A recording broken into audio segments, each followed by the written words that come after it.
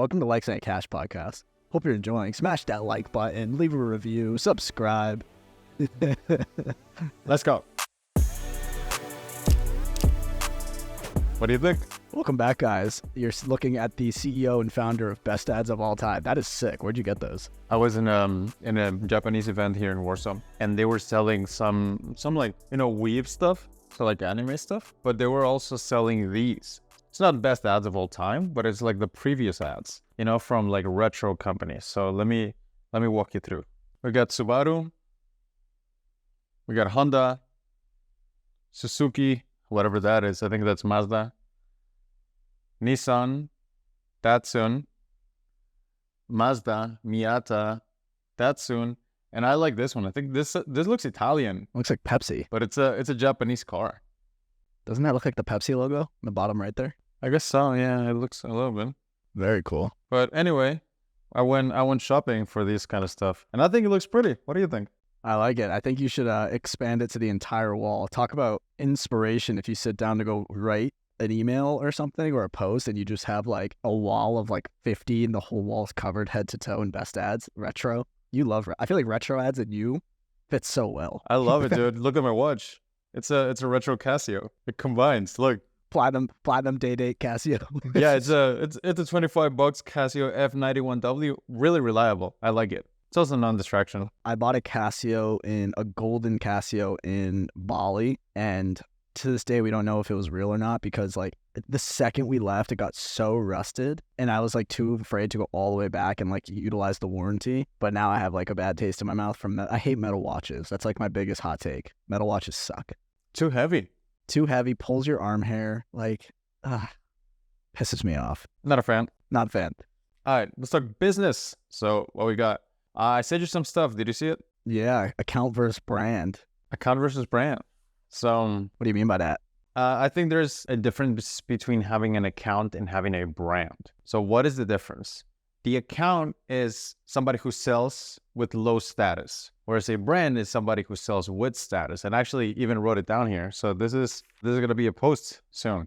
So an account does outbound, a brand gets inbound. An account hunts leads, a brand gets leads. An account tolerates maybes, a brand doesn't do maybes, only does yeses or move-ons. An account is disrespected, but a brand is respected. And I think too many people are building an account. And I'm quoting a cash creator here. I asked him, what do you need help with? And he goes, I'm just tired of playing this silly influencer game. And I think there's too many people playing the silly influencer game. Maybe we should call it influencer instead of an account. But point stands. I feel like people are getting too used to being disrespected by prospects. And the power dynamic isn't right. You are the one with the scarce service and skill. They're the ones that need it. So why are we whoring ourselves out to get clients when in reality we're the ones that should be in power getting clients? But I feel like the techniques that show you how to grow an account are way too low status. High status is where it's at, but people are all about give value, wait forever. They never make the conscious decision of, no, I'm the one who's in limited demand here, limited supply here. Let me act like it. And people sell with too low status. So that's why I included it. I think people are not including enough status in the way they sell. And I think they should.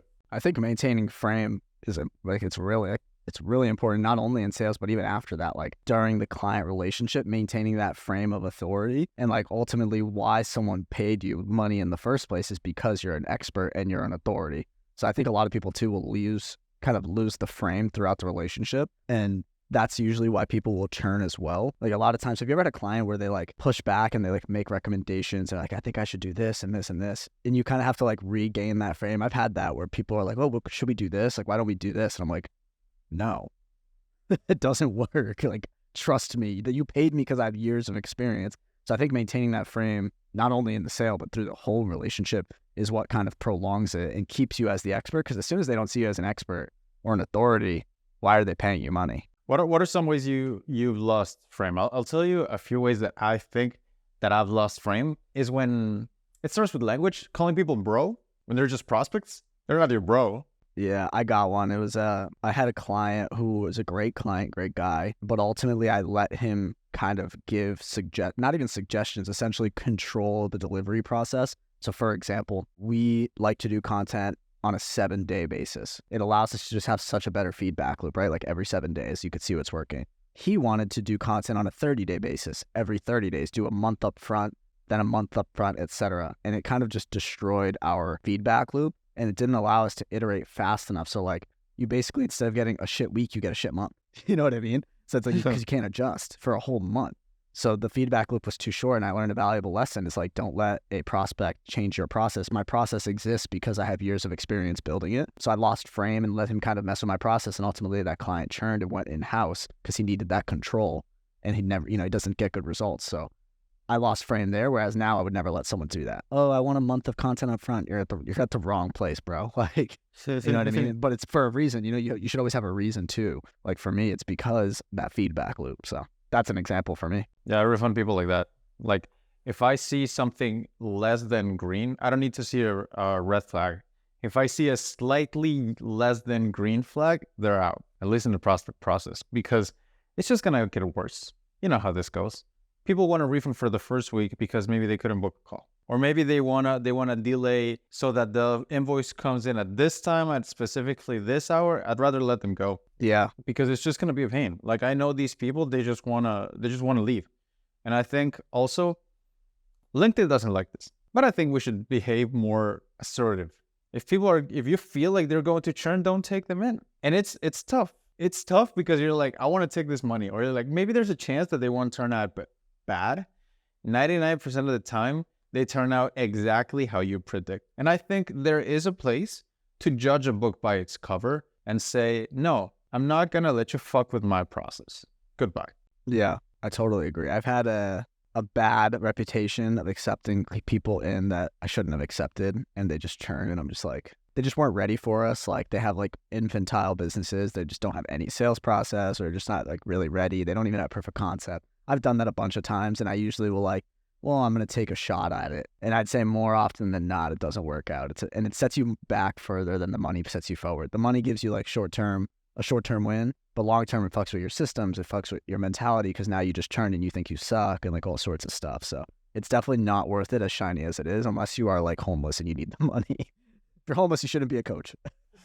Yeah. What are you coaching? More than that, I feel like I'm disappointed in myself for taking them in. I'm not disappointed in the process. I'm disappointed in myself because I thought, Jackie, you put the money before your principles. What is wrong with you? And that's when it fucks with me.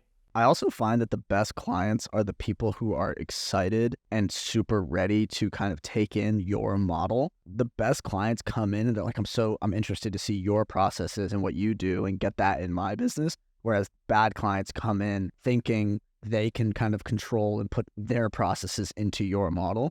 And they don't, it's just like the dynamics off from the beginning. And I find that those are the clients that don't work out, the ones who want to just inject all of their own, they want it like a customized thing.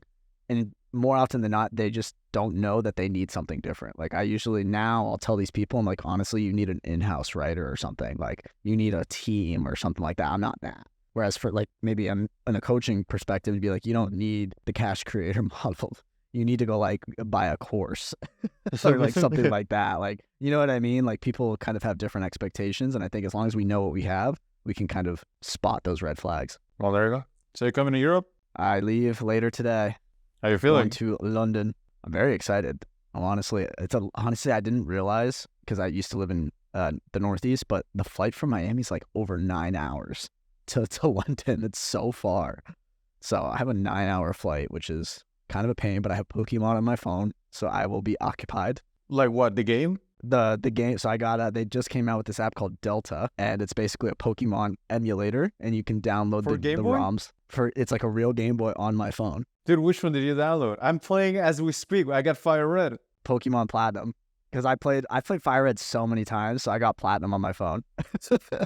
Okay, which starter did you choose? I chose Piplup. He's already fully evolved. I got a Crobat. I got Piplup all the way evolved to Empoleon or something like that. And then it's Empoleon. And then I have Staraptor, the max evolve of Starly. So I have those three. I'm going only birds because I'm the bird house. Oh God. So, birds and dragons.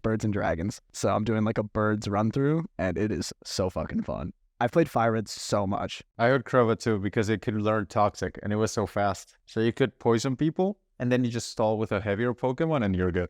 That's good. I like it. I I don't have toxic, but I have confuse Ray, and I like to confuse people early on. So I've been spamming that, and then Empoleon. Honestly, I'm a little over leveled, so it's kind of too easy. But I'm on the 5th gym, so we're getting there. It's gonna start getting fun. Okay, yeah, you're gonna have enough time at the flight.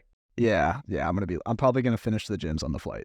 Does Marcos fly first class? I fly first class more often than not, but this flight is economy, mostly because I'm alone and not with my girlfriend. So I think when we're together, like it's more like I want to just be in a comfortable couple setting. Whereas when I'm by myself, I'm more in like backpack kind of gritty mode. I don't really care that much.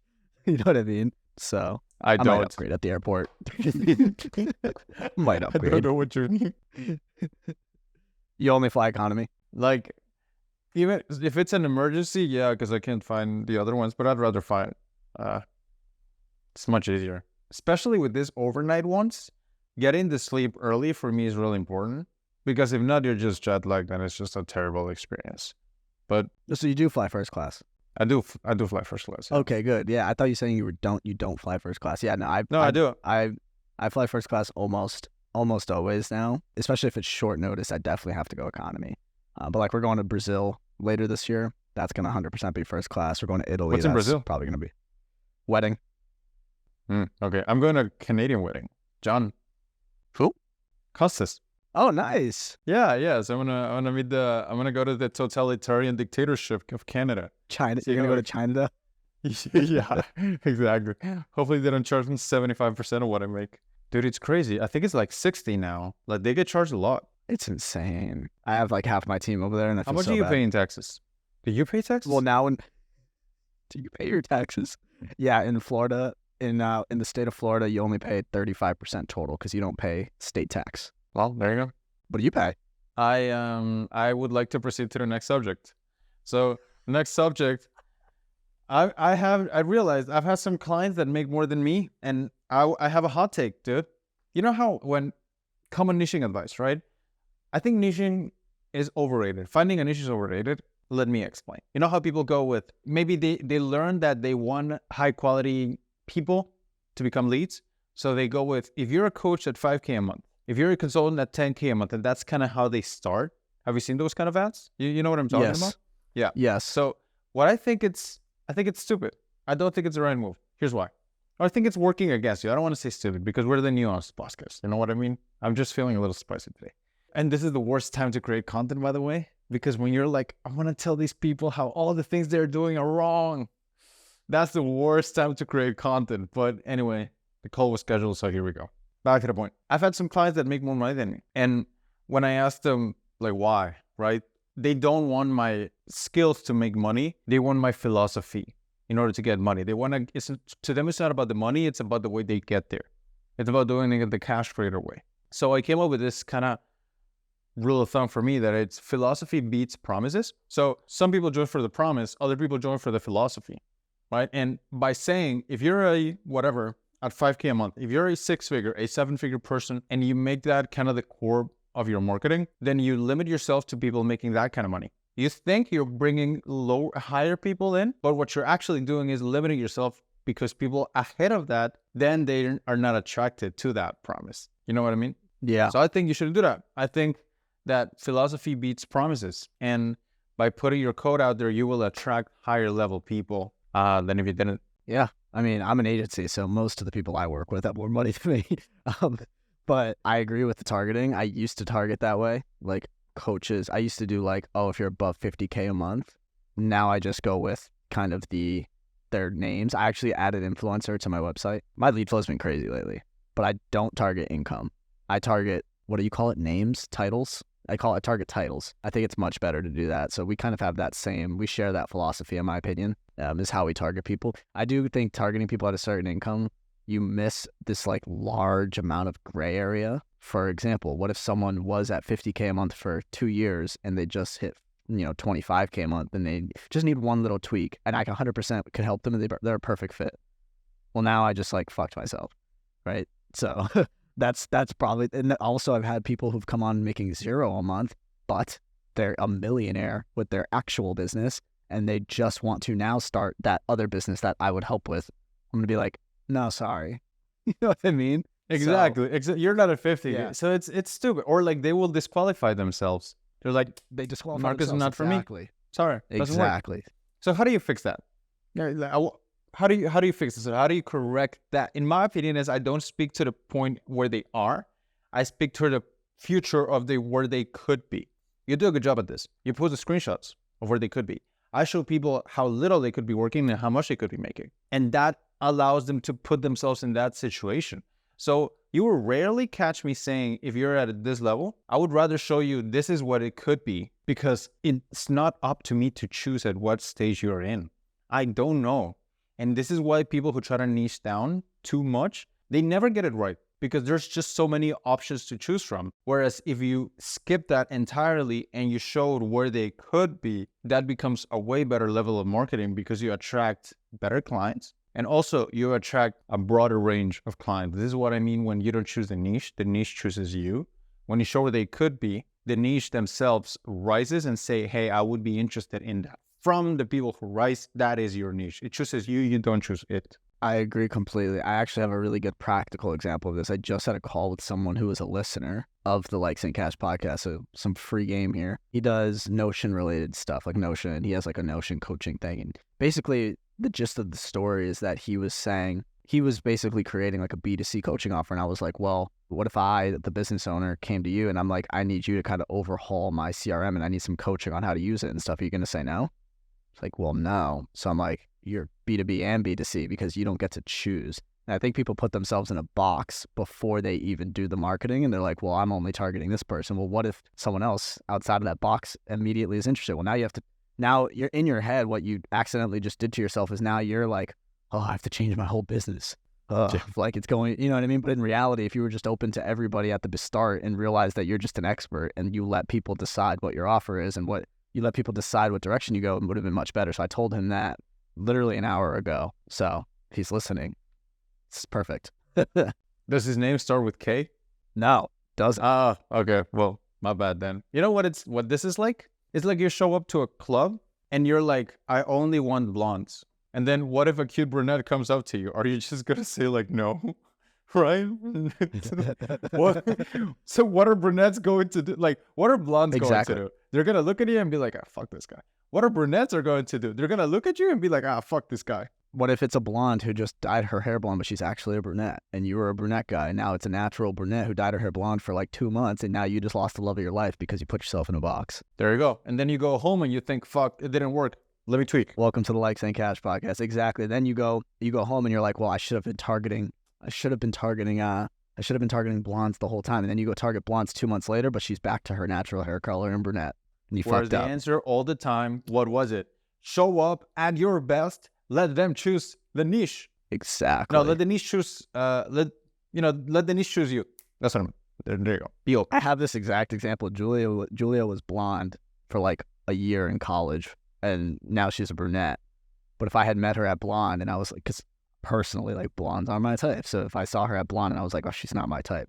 Well, now she's brunette. She's a natural brunette. So I agree. This is banger. Welcome to Likes and Cash podcast. Hope you're enjoying. Smash that like button, leave a review, subscribe. Let's go. We've never done a call to action ever in 54 episodes. And you can tell you're really rusty at it. Because listen, bro, like, so this is why I think like niching down is overrated. Let me tell you what other thing I think is overrated. Market research. If you do coaching and consulting, let me explain. If you sell to cold traffic, if you want to sell shower filters and toothpaste, sure.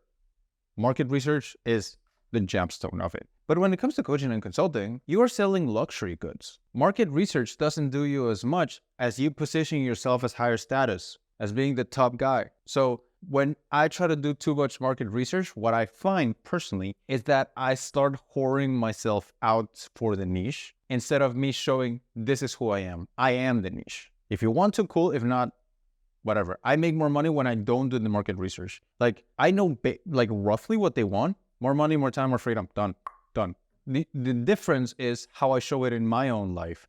So by trying to, make the 4 pillars of the pains and the goals, and it doesn't serve me because I find myself limiting myself. And remember that people don't buy coaching, they buy coaches. So it's tough. Like, how do you? Yeah.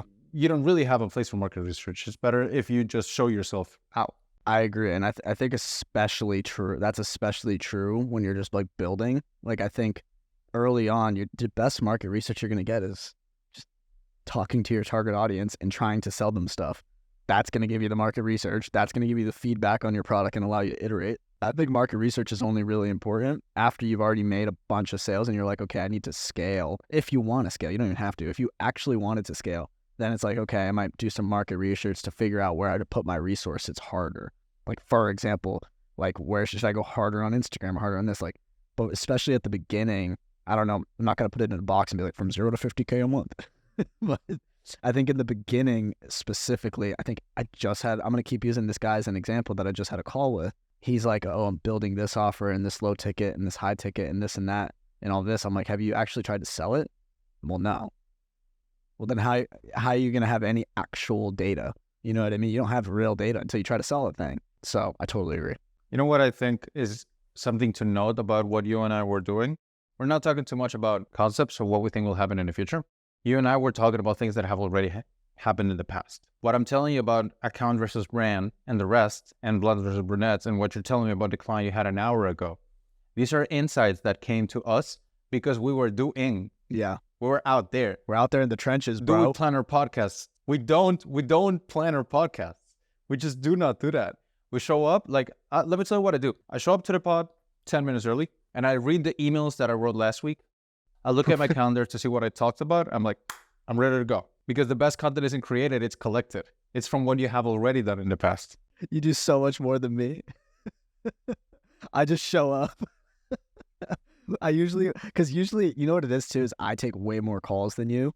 So I usually am just drawing what I remember from my calls this week. And then I use that as my driver. And since you're more of a cash creator, you're drawing from the emails you've written, and it gives us so much shit to do. And then if we really run dry, we go on Twitter and see what we've been tweeting. Yeah. And if it goes really dry, we talk anime. Anime. Yeah. If we're really, we have nothing, we didn't prepare at all when we start talking anime at minute 20. I mean, you pull out the Pokemon, man. Like, I chose the Chimchar, by the way, not Piplup. I like Chimchar. Firefighting. Yeah, I had to choose Piplup just because of my boys over at the Pudgy Penguins mixed with the birdhouse colors, and it just made sense. It's a blue bird. Like, how could I have not chosen it? Which is weird. You have a way of plugging in things into this goddamn podcast. Like, I never see them coming.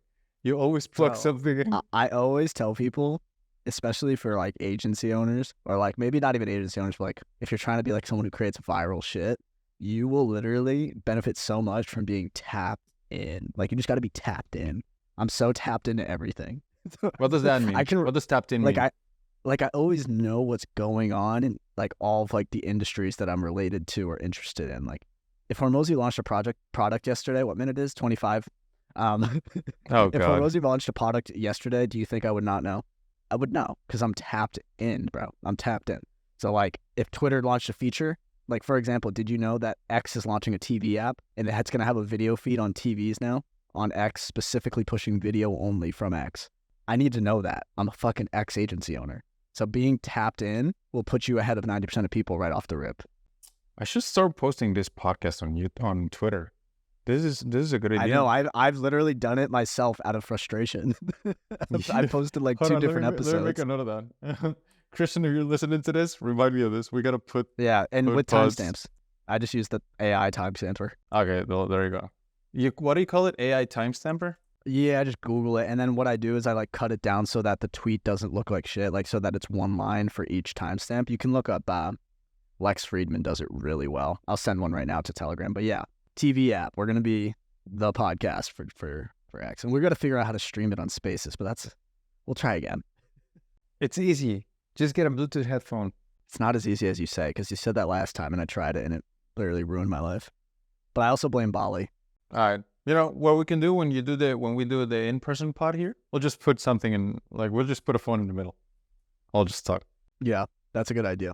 Honestly, the in-person pod was great. I did my editor made like a cool intro from it, and it has me going Super Saiyan talking about Sage mode. It's so cool. You have to see it. Yeah, send it when you have it. I will. It's so funny. Oh my God. I wish we could share video on the podcast. That'd be cool. Yeah. Do you think the tier list? I think the tier list thing should be there. That was a fun episode. I enjoyed That was so fun. That was good. Because, it's funny. This podcast is since it's so insightful, it almost feels just as close to a live stream, like kind of like a streamer, as it does a podcast. Like, it's not quite a podcast, but it's also not quite like a YouTube stream or something like that. So it's kind of in the middle where it's so insightful in real time. Like, we're literally talking about a call that I did an hour ago. So it feels kind of like a Twitter space kind of stream as much as it does a podcast. So maybe that's why people like it. We're pretty much Jersey Shore, bro. We're just Jersey Shore. Yeah, we're what do you call it? A reality TV show. That's what we are. The Latino Shore. Yeah, there you go. Acapulco. So you were talking about insight. Today, actually on Monday, somebody asked me on the call, JK, like, I'm trying to get into the insight versus value thing, but I just can't. Like, I find that every time I start writing, I go into value mode. And you know what a client told me before I started switching to insight-based content? He said, JK, I remember, did you remember that video, Marcos, of me posting about my DM scripts and giving people all my DM scripts? You remember that? Yeah, I remember it. Yeah, I took it down. It's funny because at the time we weren't like, it's so weird how we changed. Like, at the time we didn't think of it, but now if you tried to do that, we'd both be like, don't do that. But we're we're like so far ahead of who we were. You know what I mean? At the time it was like, good idea, bro. Now it's like, more value. Why are you doing that? Yeah, value. Good job, bro. Value. Year 3, I'm still delivering value. Surely next year. Year 4, next year. Yeah, that's the equivalent of me writing an in-depth guide on how to write a thread. Why would I do that? To add value, bro. Such a bad goodwill. Build goodwill. Goodwill with all the people who totally want to write a thread with their own time and definitely don't want to buy a service to do it for them. It's stupid, in my opinion. Again, I'm feeling spicy today, but if I say something wrong, just discredit it. It's the I Changed My Mind Though podcast, right? So he said, JK, I remember you posting those kind of videos, man. And I felt like, oh man, this guy's giving everything away for free. Great. I don't need to pay him to get this. And he was a client on my highest tier.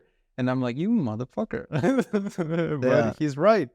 I mean, he is right. And then another dude on the same tier, he said, yeah, bro, like, I thought you were going to take it down and you did, but I downloaded it before you did. And it was really helpful. Thanks. I could take it even a step further as an agency guy. I had a low ticket school and I took that down.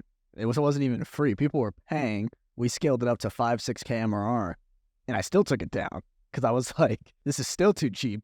It's still not enough. I still don't want to give this away. So we left it. We're like, okay, people who bought it, you guys can have access for a few months. We stopped updating it and we just closed the group. I was like, even that's paid. So imagine free. We were really stupid last year. But hey, I changed my mind though, right? The I changed my mind part. I love, I changed my mind. I mean, yeah. Shout out to all the boys. He asked me on, JK, like, how do you write insight-based content then? Because I feel like I always get into the value habit and value attracts sellers, but insight attracts buyers. So I said, a good idea for this is, those books, business books that take 200 pages to show you one concept? That is the epitome of insight-based content. You took one of those and you started reading it and you realized they don't really tell you how to solve the problem. They just give you insight on what the problem is. That is really good practice for writing insight-based content. So all this stuff, how to win friends and influence people, atomic habits, those little basic books, whatever you think about them, you got to admit, they're really damn good at getting sales. Not for the book itself, but what is in the back end of the book. Selling the Carnegie courses, selling other stuff. So yeah, good practice for insight-based content. There's books that are huge and they teach you one thing. Yeah, I'm super excited to read Gary Vee's new book. It's Day Trading Attention. I'm so excited because I think it's going to be a good show on insight. It's going to probably be speaking from experience. It's going to be a ton of insight, but it's ultimately a sales funnel for VaynerMedia, right? Like what's selling on the back end. So that'll be, now that you said that, I'm actually going to read books with that in mind. I'm going to be like, okay, what is this book going to get me to buy one day? You know what's like that in steroids, and you have the, I don't want to say this, but you like your screen. We'll call it that. You like watching screens. So, TED Talks. Yeah, TED Talks. They're excellent at this. They don't tell you what to do. They just give you insights. And at the end, you feel so inspired. And you think, I'm going to see what this guy has. and you look them up and you become a fan, and maybe you buy something. Insight, not value. True. Okay. You ran a half marathon. I did. How was it? Did I tell you that? I ran a half marathon on the treadmill. It was fun. Wait, Well- what? Yeah, on the treadmill. Why? I was just feeling it, man. You know, I ran 5K, and I thought, okay, like, it wasn't that bad. And I remember I like running 6K in high school. It was horrible. I wanted to kill myself because I was chubby. And then I ran 10. 10 was horrible. Then I ran 6 kilometers. 6 was the worst run I've ever had. But that day, I was feeling strong. I got to 10. Well, I got to 5. Then I thought, okay, maybe a little more. Then I got to 7, and I thought, okay, I'm 1/3 of the way there. 10, like, okay, 1:11, right? And that's when it started getting really tough. Kilometers 12 to 16 didn't exist. For some reason, they just didn't exist. 17 and 18 were some of the worst times I've ever had. 18, 19, those felt hard. 20 was okay. 21 was the best, obviously, because it's the final one. But, you know, mind gives up before the body, and I don't run, so I'm surprised good. you live in Poland, but you run on a treadmill. Why? it was cold as fuck, man. It was really Really? cold. Yeah, it was like, in April. yeah. Like, I don't know, man. Like, if I have 6 degrees, I'm like, yeah, That's fair. this is cold. For me, Usually, at like least. for me, every mile on a treadmill is like 3 miles outside. Treadmill's so boring. To me, it's the opposite, because outside it's harder. You can't control pace and stuff. I mean, you can, but it's hard. It's definitely harder to do that, but it's so much more like it goes by so much faster because I can see like all the new sights and I'm just like thinking and I feel the sun. When I'm on a treadmill, I feel like I'm in a fucking lab. Like I just feel like every mile takes like 3 miles of energy. So if you could run half a mile on a treadmill, I feel like you could run half a marathon on a treadmill. You can run a marathon outside. I don't know, man. That's a stretch. Like, at the end of that one, I felt pretty beat. You know what was horrible? What? I wasn't aware of this, but bro, my nipples were burning, bro. Chafing? Yeah, because you're wearing a shirt. That's what it is. But Yeah. it was horrible. Like, what was more painful than running was putting the hot water on my nipples, showering. It was the worst. It's so painful. You need to get the anti-chafe. There's like a stick that you can get, and you can put it on all your chafing areas. Sponsor the podcast. Okay. If you want to get the affiliate link for your nipple tape, there you go. Just go below. Use code Nipple nipple tape. Like in cash and Because I did 6 miles the other day, and I was chafing, but Julia has like a chafing stick that you can use. And I put it on my thighs because my thighs rub together. So I put it there. But it's what good. is it?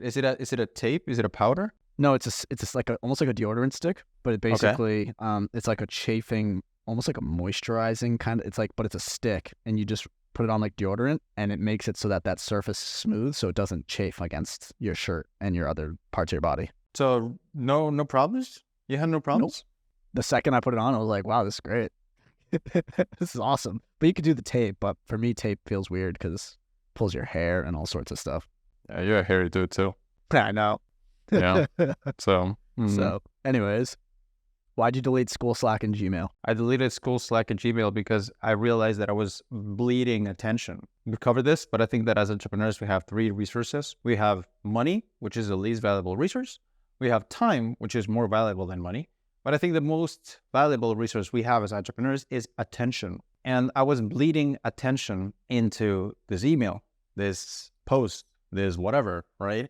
And I just felt at the end like drained, man. Like, I come back from the gym and I thought, fuck, like this is supposed to be relaxing and I don't have any juice. And even when I was with my loved ones, you know, I was there, but I wasn't really there. I was always checking my phone. When I go to the vacations, I was always glued to my phone. You know, when I try to relax, I can't because there's got to be something that's going on. And I feel like a lot of us, it's really hard to break that habit of always being on go mode. Because in the past, it was really expensive to be in pause mode when we were in our survival chapter. But at some point, that chapter has to end. At some point, the entrepreneur has to end their survival chapter, unlearn the habits they learned then, and become something else, right? See what calls. So I deleted school, Slack, and Gmail, which were pretty much the only apps that really ring a lot. So I could create that space and see what was calling. It turned out to be a chapter in my physical health and in my relationships. But yeah, like maybe some people are listening to this and you guys, knowledge that you already finished your survival chapter. Like you have more money than you need. And you know that you could take a break for maybe a few hours and things would not fall. And you will be okay. Yet we still act like when things did fall. We still check our phones all the time. Whereas if we created that space, we could see what is the next quest. And this usually, if you're in this stage, it usually comes with kind of a loss of meaning or a loss of drive, because you're like, that's it. Like you're still working all the time, but like you kind of lost your art, kind of lost that juice, because you're like, your subconscious is telling you you're not supposed to be surviving anymore. It is time for you to start a new chapter. So this is why I deleted it, so that I could create that space, unlearn the bad habits that the survival chapter created in my life, which don't get me wrong, I needed it. Like I needed to get that survival chapter so that I could make money. But I'm out of there. And to see what called. So anyway, maybe somebody's listening to this and they are in that chapter of your survival chapter is done, but you want to create a sequel. But life is not calling you to do a sequel, whereas it's calling you to create a new chapter. And we're being stubborn because we think things are going to break. But when I deleted it, things didn't break. I went out to train, spent a few hours out, went out with my girl, come back, check my phone, 2 messages. And, I respond in a few minutes. They take hours to respond, and it's okay. Things didn't break. And I don't know, maybe this is something I needed to hear when I was maybe a few months ago. It would have been quite helpful. So maybe somebody needed to hear that too. You don't need to replay your survival chapter. You need to start a new chapter by creating that space. What are some of these, if someone's listening and they're not in the survival chapter, but they have survival habits, but they don't know which ones they are? What are some of those survival habits that you've realized that you had to kind of kill? Being reactive. So right now you got a message from a client, and if you're in a survival chapter, you're like, what's up? You react, right? A lot of attachment to things you can't control. Like, yes, you can control churn to a point, but if you get overly emotional when maybe a prospect disrespects you or somebody churns, and you're probably there. Inability to be present. And this is something I struggle with a lot. Like to me, it's really hard, but inability to be present, that's one. And you realize that things don't bring you joy outside of business, but there's many things outside of business that could bring you joy. At least, I'm not speaking to the guy that wants to be a billionaire, right? Maybe you can't afford to do that stuff. I don't want to. And it took a while to realize that for me, that I'm not willing to pay the price for that level of scale. Not that I don't know if I could, but I'm not willing to pay the price. So anyway, yeah, those habits: reactiveness, defensiveness, and inability to be present. Do you think Pokemon and anime bring us joy? A lot. A lot of joy. Dude, I got to show you my Pokemon. Like, those are some good stuff. I sat on this love sack and played for 3 hours over the weekend. I was just so happy. I feel like I used to play Pokemon as a kid, and I used to play all night. And when my parents checked if I was sleeping, I would hide the Nintendo under my pillow. And then as soon as they left, I would pull it back out and then play again till 5 in the morning. And then I'd go to school, and I was so tired in school, and I would sleep on the desk. Me and my brother kind of grew up on it. So fun. Grew up on Fire Red. You have a brother? Yeah, I have a brother, older brother. I didn't know He's 30, this. I'm 26. Yeah. Yeah, well, there you go. What does he do? He's in the military. He's in the Army. Cool. Does he listen to the pod? I'm going to ask him. They've listened to a couple of the pods that I've done, specifically the couples one that I did with Julia. I don't know if I think they think that likes our cash, unfortunately. Yeah, you disown them. Well, there you go. They don't listen to the pod. You just answered Clearly. the question. They do not. Yeah, I don't even know if they know that we do a pod. You have a this couple is such spot? a low key. No, we've done a couple of episodes. We did the first one we did was the couples reveal, which was basically revealed ourselves as a couple to her audience, and then we did one more on her podcast while we were in Bali. So we've done a couple. They always listen to that. Let me ask you this. This is something I'm learning now, but I have a girlfriend, and sometimes to me it's hard to turn business mode off, right? Maybe a lot of entrepreneurs have that, right? So I'm always thinking about this or that or that. Sometimes I'm just not present. You guys are both in business. How do you manage that? Yeah, I think other business couples might say that it never turns off, but we are not like that. We forcefully set aside time to turn off every once in a while. We try to actively have times where we're both just all right, no business. We just yell at each other. Sometimes we have to snap each other out of it, where it's one of us is, because, it also is in seasons. I hate to say it, but if you're in a season where it's just like you're going like if you just start running ads and you're going crazy, it's like that week might be really rough to turn off. But we're kind of mindful of that because we both know business. But we actively will force each other to turn off for certain dinners or example, like no phones at this dinner, like for example, like that. But yeah, I think it's just both people kind of snapping each other out of it and then setting aside time. Because otherwise, especially when we were coming up, when we're both at zero, it's like you didn't turn off ever, like at all. But survival, basically, like you said, when you're in survival, you don't turn off. But now that we're not in survival, What chapter do you think you're in? Are you in survival chapter right now? no, we're both kind of in a chapter of scale, just both like actively trying to scale. So I think the last quarter or so, what would you say comes out like when you're just kind of like you're happy and you're like you're trying to grow, but you're not like forcefully growing? What would you call that? Content? Main gaining. Main gaining. What does that mean? It's a fitness term. So it's when you eat at maintenance, but you're still training hard. So it's like you're main gaining, but it's like you're not fully committing to it. Right. Yeah. We were in kind of like a main gain from like holidays into the first quarter of this year. Now we're both like actively in scale. So we're in push, but we're not surviving. Like we're thriving, of course, but we're in scale mode. So it's definitely busier than like a main gain. We're in bulk. We're bulking. You should start using that you should do that for your next business related. You do this guru thing that you do. I don't know what you call it, where you like draw cool things. You should do main gain, bulk, lean. You should start doing that. That'd be fun. Maybe, yeah. Figure that out with business. Yeah. I like that kind of stuff. I like pulling out my iPad and doodling these things. That's something I found. Ideas are easier to sell than products. If you can sell an idea, like, let me rephrase that. Ideas are easier to sell than products, and products are much easier to sell if they already bought your idea. So because I put out the offer shell, that was an idea that was easy to buy into, that I could sell weekly recurring revenue in the backend.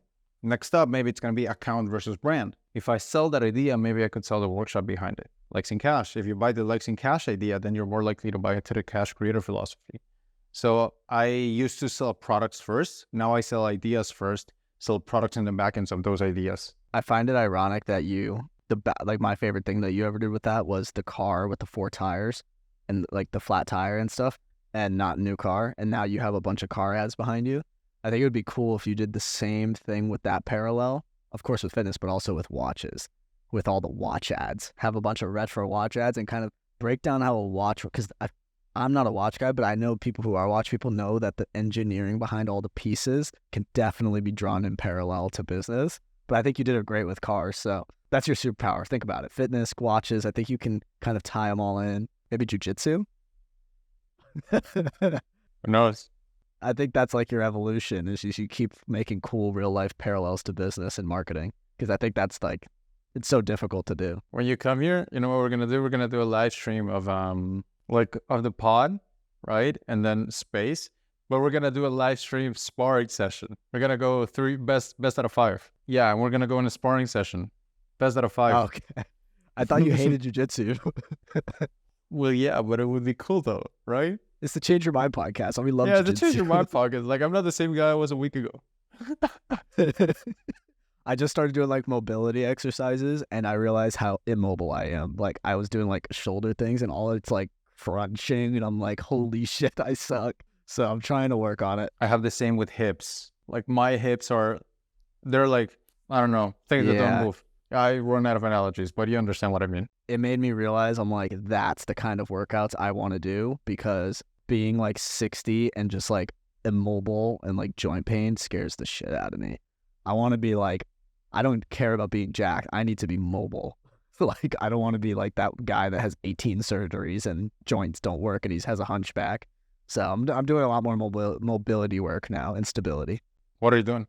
So like, I can send you the app. It's called Bulletproof, but it's essentially like different shoulder rolls and like hip turns and like one-legged, like very slow sideways squats and stuff like that. It's actually made by a BJJ guy, so it's like you can do it in conjunction with, and it's only like 15 minutes of workout. It's very chill, but it was super, super hard. Well, there you go. If you want to get into the mobility app, go to the Marcus affiliate link below.